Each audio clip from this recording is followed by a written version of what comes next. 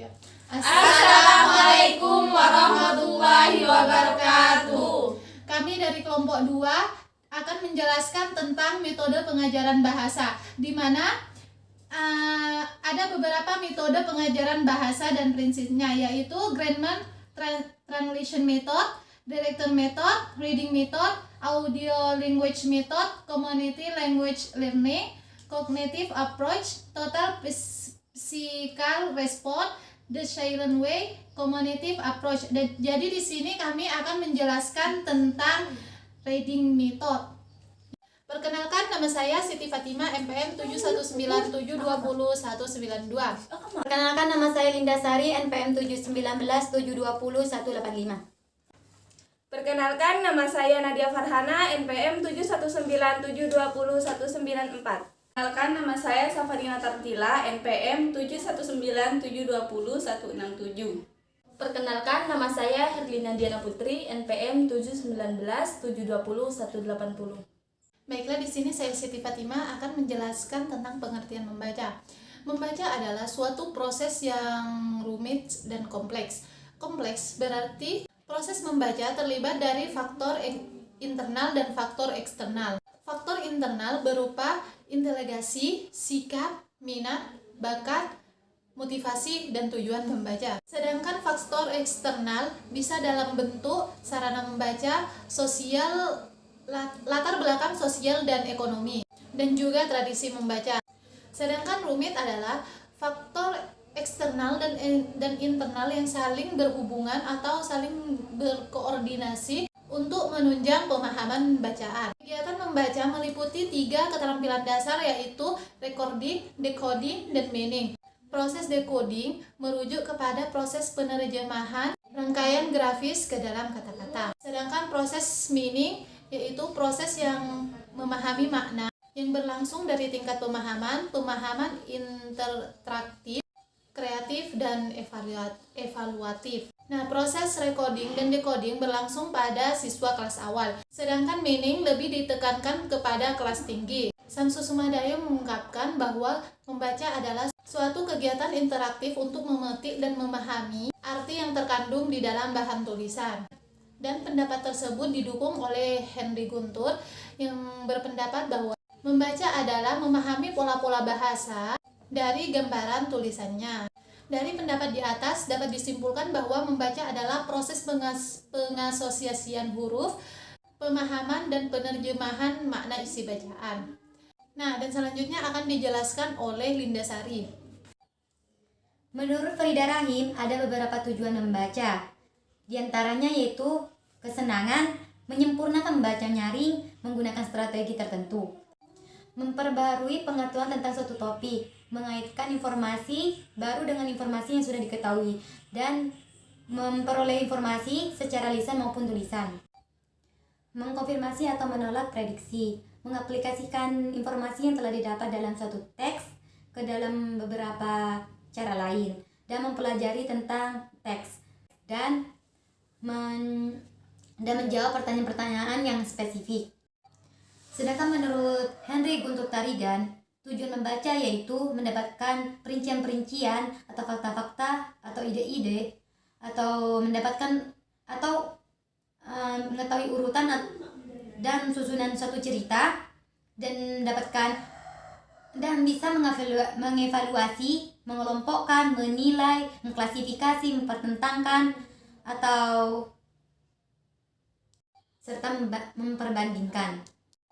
Dari uraian tersebut, peneliti sudah bisa mengetahui tujuan dari membaca, yaitu mendapatkan suatu informasi. Setelah pembaca sudah mengetahui tersebut, maka akan menindaklanjuti dengan kegiatan menyimpulkan, menilai, dan membandingkan isi bacaan. Dan untuk selanjutnya akan dijelaskan oleh Nadia Farhana. Ciri-ciri membaca. Anderson menjelaskan bahwa ada 5 ciri membaca, yaitu membaca adalah proses konstruktif. Membaca harus lancar, membaca harus dilakukan dengan strategi yang tepat. Membaca memerlukan motivasi, serta membaca merupakan keterampilan yang harus dikembangkan secara berkesinambungan. Dalam memahami memahami dan menafsirkan bacaan memerlukan bantuan latar belakang pengetahuan dan pengalaman membaca.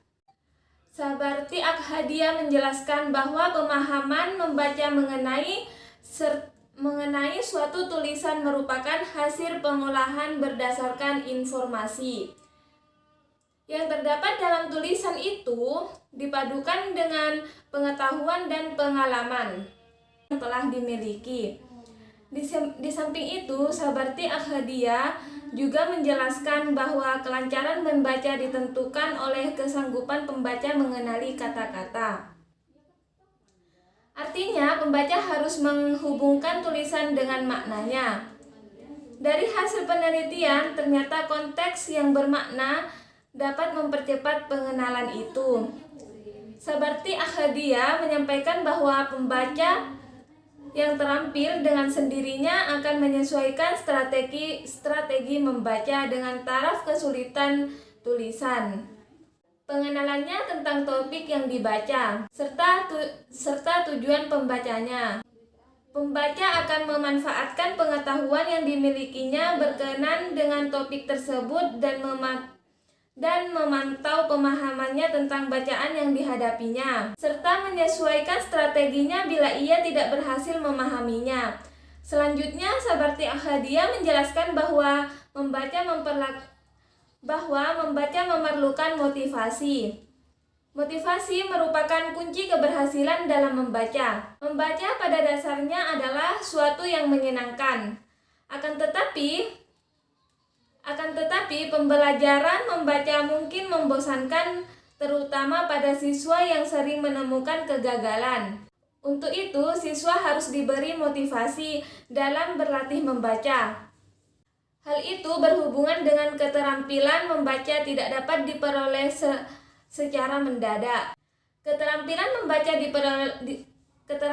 membaca diperoleh melalui belajar, tahap demi tahap dan terus-menerus. Materi selanjutnya akan dijelaskan oleh Safarina Tartila. Penerapan metode membaca. Bagi siswa kelas rendah, penting sekali guru menggunakan metode membaca. Penerapan metode membaca. Bagi siswa kelas rendah, penting sekali guru menggunakan metode membaca.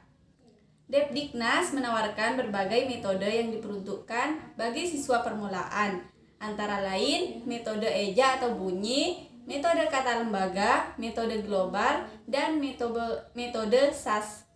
Metode eja adalah belajar membaca yang dimulai dari mengeja huruf demi huruf. Pendekatan yang dipakai dalam metode eja adalah pendekatan harfiah. Siswa mulai diperkenalkan dengan lambang-lambang huruf. Pembelajaran metode eja terdiri dari pengenalan huruf atau abjad A sampai dengan Z dan pengenalan bunyi huruf atau fonem. Metode kata lembaga didasarkan atas pendekatan kata, yaitu cara memulai mengajarkan membaca dan menulis permulaan dengan menampilkan kata-kata. Metode global adalah belajar membaca kalimat secara utuh. Adapun pendekatan yang dipakai dalam metode global ini adalah pendekatan kalimat. Selanjutnya, metode SAS didasarkan atas pendekatan cerita. Metode pembelajaran di atas dapat diterapkan pada siswa kelas rendah di sekolah dasar. Guru dianjurkan memilih salah satu metode yang cocok dan sesuai untuk diterapkan pada siswa. Menurut hemat penulis, guru sebaiknya mempertimbangkan pemilihan metode pembelajaran yang akan digunakan sebagai berikut.